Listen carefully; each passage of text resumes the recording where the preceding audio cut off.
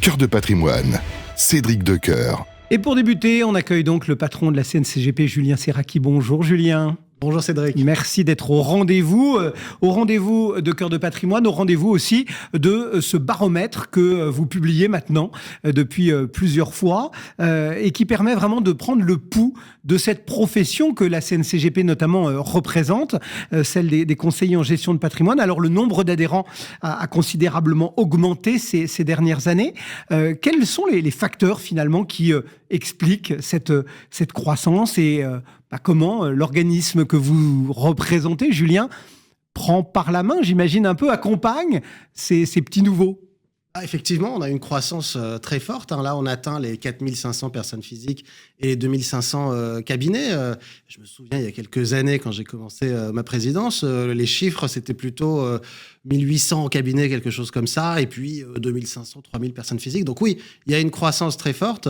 Elle s'explique par deux raisons. D'abord, avec la réforme du courtage, on a accueilli des courtiers qui nous ont rejoints. Donc ça, c'est à peu près aujourd'hui 15 à 20% de nos effectifs, mais c'est pas ça qui explique la croissance très très forte. Finalement, c'est que c'est une croissance de marché, c'est-à-dire qu'on a de plus en plus de CGP qui s'installent, qui viennent des banques privées ou d'autres réseaux et qui viennent s'installer, créer leur cabinet et donc avoir leur propre société. Et ça marche très très fort. On va parler du baromètre. Le baromètre, il est fait pour montrer que la profession est en pleine croissance. On va citer plein de chiffres, mais des chiffres très intéressants et très impactants qui intéressent vraiment tout le monde. Et c'est ça, en fait, c'est qu'il y a une croissance endogène du marché. Alors, vous avez dit un petit mot rapide et on ne va pas se réétendre sur cette réforme du courtage, mais malgré tout, c'était, j'ai envie de dire, un peu une nouvelle race, entre guillemets, d'adhérents qui a fait son arrivée avec cette réforme-là. Est-ce qu'il y a eu des changements qui ont été apportés par cette réforme et puis par l'arrivée de ces gens-là, entre guillemets, dans votre secteur ? Il n'y a pas une réforme de l'association en tant que telle. Alors, on a eu l'agrément de la CPR parce qu'il fallait l'avoir, bien entendu, mais on a vraiment pris que des courtiers en assurance ou en IOB qui faisaient déjà notre métier. D'accord. C'est-à-dire qui faisaient de la vie. Donc, vous avez déjà été très sélectif. On a été très, très sélectif. On a refusé plus de 8000, j'ai arrêté de compter à 8000, mais on a refusé 8000 candidatures. Parce qu'évidemment, dès qu'on parle de courtier en assurance, on parle beaucoup d'assurance dommage. Et nous, c'est pas du tout ce qu'on fait, l'assurance dommage. Et donc, on a sélectionné à l'entrée pour avoir des courtiers qui nous ressemblent. C'est pour ça que ça n'a pas du tout changé l'ADN de l'association. Mais évidemment, il fallait leur assurer des services propres, une responsabilité civile propre. Et donc, on a adapté à la marge ces questions-là. Alors, on rentre un petit peu dans le dur. C'est quoi le profil type de l'adhérent de la CNCGP? Il a 48 ans et quand il rentre chez nous, il a 42 ans. Le nouvel admis, il a 42 ans et le dirigeant moyen, il a 48 ans. On a de plus en plus de femmes. Moi, j'aime beaucoup mettre ça en avant. Là, on a atteint pour la première fois, parmi les dirigeants, 20% de femmes. Alors, je dis parmi les dirigeants parce que parmi les équipes salariées, ça fait longtemps qu'on est à 50-50 entre hommes et femmes, et c'est un ratio qui ne bouge pas. Mais évidemment, quand on se concentre sur les dirigeants, c'est pour se concentrer sur les dirigeantes et de montrer qu'il y a de plus en plus de femmes qui créent leur cabinet, et ça, on le voit massivement à l'admission. Et alors, comment on fait pour encourager moi, j'essaye d'avoir, c'est pas toujours le cas, mais dans les émissions, de nombreuses expertes, comment on fait pour encourager justement certaines peut-être à monter et à prendre des responsabilités dans les états-majors, entre guillemets, sur les différentes strates de la CNCGP? Alors déjà, elles n'ont pas besoin de nous pour le faire, parce qu'elles sont évidemment aussi compétentes que les hommes. Mais surtout, moi, ce que j'essaye de faire, c'est dans mon conseil d'administration, d'avoir beaucoup plus de femmes administratrices qu'il n'y en a en proportion dans le métier, pour montrer que les femmes arrivent à ces postes de responsabilité-là, et évidemment qu'elles sont aussi performantes que les hommes, voire plus. Mais je le répète, elles n'ont vraiment pas besoin de nous, de toute façon, pour y accéder.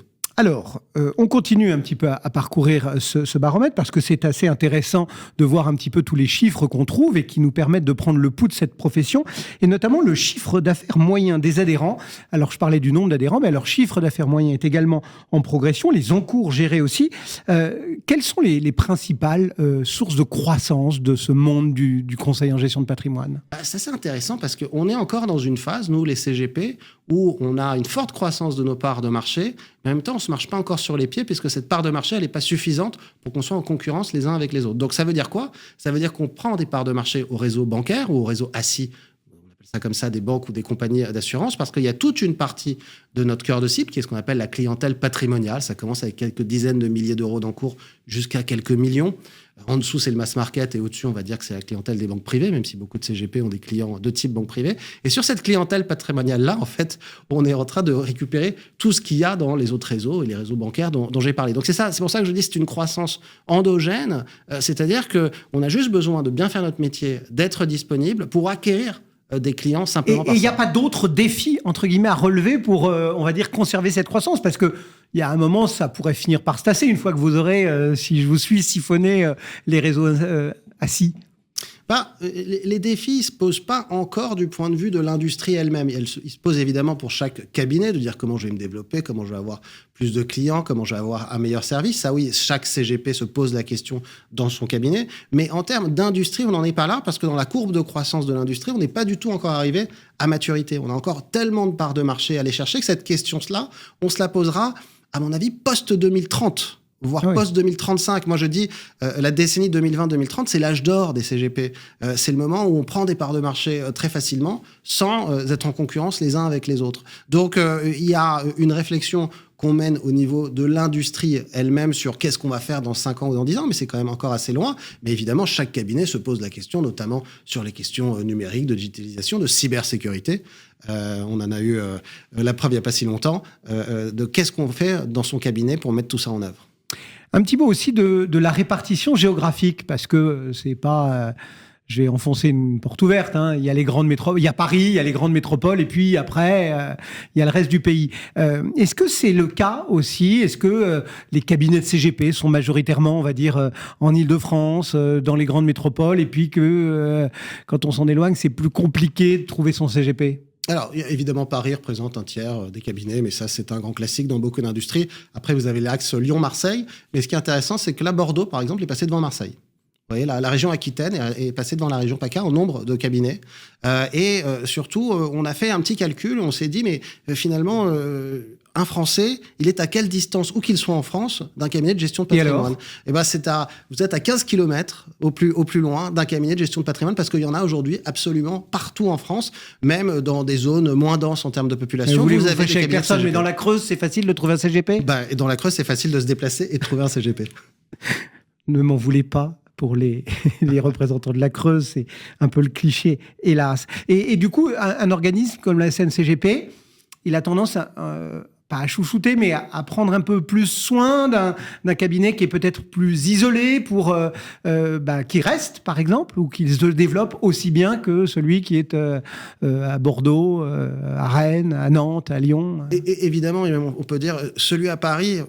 il n'a pas besoin de nous pour rencontrer les assets, pour rencontrer les assureurs. Ils sont tous à Paris. En revanche, dès que vous êtes en province, et encore plus si vous n'êtes pas dans un des grands pôles, Bordeaux, Toulouse, Marseille, Lyon, vous avez évidemment besoin de la SNCGP pour le faire, parce que nous, on le fait via toutes les formations qu'on fait en France. On a plus de 60 événements en France pour des formations.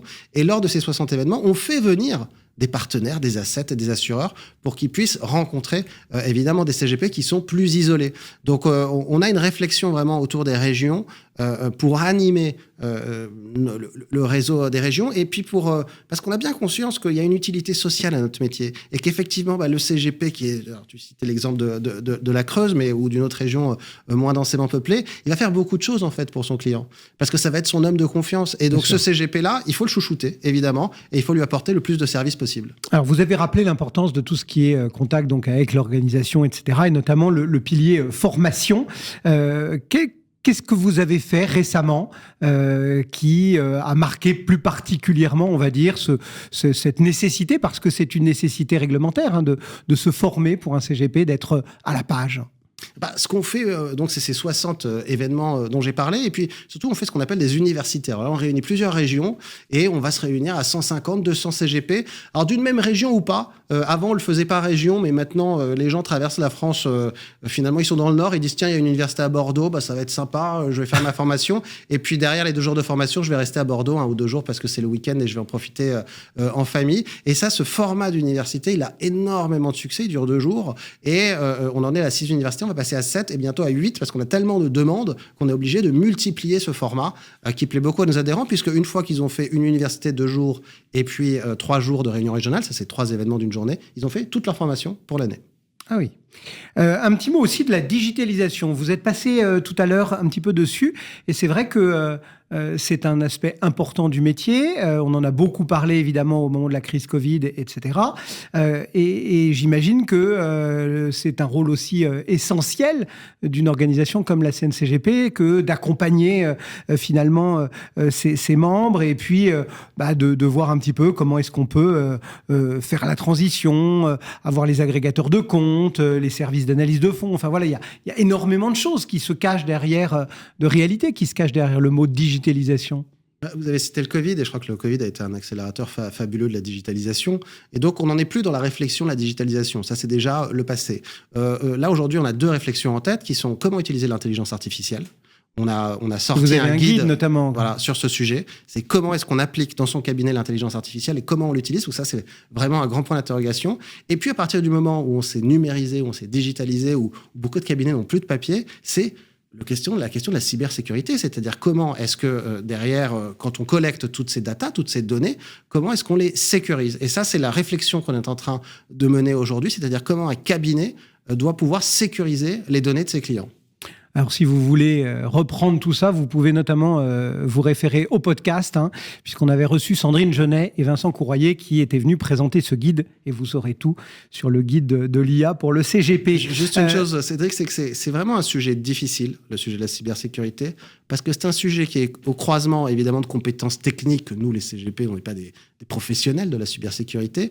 Donc, au croisement de ces connaissances techniques-là et au croisement de la réglementation aussi, parce qu'évidemment, on ne peut pas tout faire. Il y a des lois et des obligations à respecter. Donc, c'est vraiment un sujet qui est très complexe, qui nous demande beaucoup de réflexion en ce moment. Et on ne va pas sortir de notre chapeau, évidemment, des solutions faciles comme sauvegarder vos données. Si c'était que ça serait évidemment trop facile et tout le monde pourrait le faire. Non, c'est qu'on est en train de travailler vraiment à réfléchir sur comment un cabinet doit s'organiser en matière de cybersécurité. Ouais. Et on a vu dans l'histoire récente, avec certains fournisseurs, qu'effectivement, il pouvait y avoir quelques questions. Juste 2 petites questions pour terminer. Une sur le reste de la profession, j'ai envie de dire, parce que le CGP, moi, je le vends souvent comme ça, c'est un peu comme le médecin de famille qui va vous ausculter, tout bien connaître de chez vous, et qui, quand il aura, entre guillemets, une difficulté ou un besoin, se tournera vers un autre professionnel et travailler vraiment en interprofessionnalité pour le plus grand bien de son client. Comment est-ce qu'on travaille justement? Comment est-ce que lorsqu'on préside la CNCGP, on règle un petit peu le pas sur le reste de la profession? Alors, le reste de la profession, on est tous des CGP, donc on fait tous... Mais on peut penser aux notaires, aux experts comptables, aux avocats... Évidemment, alors vous avez employé le terme de médecin du portefeuille, ou un terme en tout cas en rapport avec le médecin. C'est aussi le chef d'orchestre qu'on utilise beaucoup. Et donc, évidemment, toutes les questions autour de l'interprofessionnalité se posent. Tous les CGP, je pense, travaillent par exemple avec des experts comptables qui leur apportent leurs clients. Et évidemment, le CGP, dessus, va appliquer ses connaissances, notamment sur tous les dispositifs d'épargne retraite, par exemple, ou d'épargne salariale. Les CGP sont très actifs. Évidemment, sur les ventes immobilières avec le notaire aussi. Évidemment, sur tous les sujets qui touchent les avocats, les créations de SCI, ce genre de choses. Donc, il y a vraiment un rôle de chef d'orchestre. J'ai essayé de développer des relations institutionnelles avec les ordres de ces métiers. C'est très compliqué, je vous le cache pas, parce qu'ils ne sont pas organisés comme nous. Là-bas, ils sont vraiment organisés par région. Et donc, il faut vraiment aller voir chaque président de région de l'ordre d'un tel ou d'un tel. Donc, c'est vraiment très lourd à mettre en œuvre. Et on essaye, on progresse peu à peu. Et ça va prendre du temps. Et comme toujours à la CNCGP, je pense que celui ou celle qui va me succéder dans quelques temps va essayer de bâtir sur les fondations qu'on aura laissées. Allez, vous me lancez là-dessus, puisque voilà, ce sera ma dernière question. Vous terminez votre mission en tant que président de la CNCGP. D'abord, content, pas content, et puis derrière, un peu de prospective. Quelle vision vous avez maintenant, vous, après avoir occupé ce rôle pendant ces quelques années, quelle vision vous avez pour l'avenir de la profession, pour les évolutions réglementaires, technologiques, économiques, enfin... Le testament, entre guillemets, professionnel, présidentiel de Julien Serracchi. C'est sûr que c'est une position déjà qui est extraordinaire. parce qu'on fait son métier, on continue à faire son métier. Moi, tous les jours, j'étais dans Oui, parce qu'en vrai, vous avez quand même un cabinet aussi. Ah oui, dans mon cabinet de CGP. Mais il faut.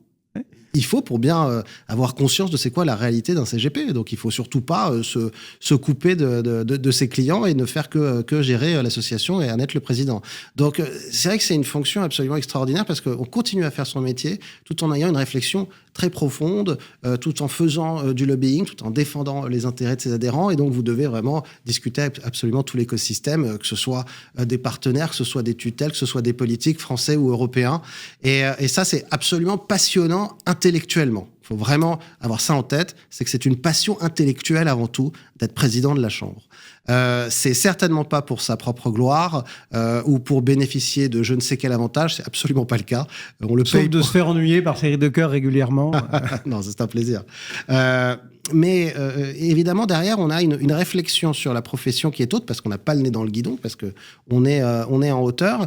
Et donc, ce que je vois pour les CGP dans les 5-10 prochaines années, le grand défi, à mon avis, ça va être de dire « Ok, très bien, on croit beaucoup.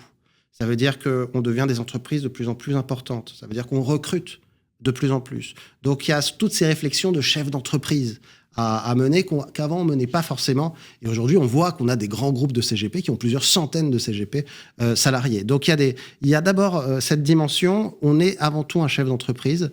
Et il y a ensuite le grand challenge qui va être comment je garde l'intuitu personnel avec mon client, comment cette grande force du CGP, c'est-à-dire son contact très proche avec son client, on va le garder vu que nos structures deviennent de plus en plus grandes. Et je pense que le vrai challenge, il est là. On n'a pas de réponse aujourd'hui. Tant que ce sont des CGP qui sont à la manœuvre, j'ai aucun doute que ça se passera très bien. Dans 10 ans, 15 ans, quand ces CGP-là vont partir à la retraite, qu'est-ce qui va se passer pour l'intuitu personnel ? Et c'est là qu'est la question et c'est là qu'est le challenge. Merci Julien. Merci Cédric. Julien Serracchi, donc le président de la scène CGP. On se retrouvera au Midsommar dans quelques semaines et on verra qui, celle ou celui qui vous succédera. En tout cas, je serais ravi de vous y recroiser. Le 12 juin, Midsommar, Maison de la Chimie et Musée Rodin. Ça va être extraordinaire comme les 2 précédentes éditions. Et bien évidemment, Radio Patrimoine y sera. Cœur de patrimoine, une émission à réécouter et télécharger sur le site et l'appli Radio Patrimoine et sur toutes les plateformes de streaming.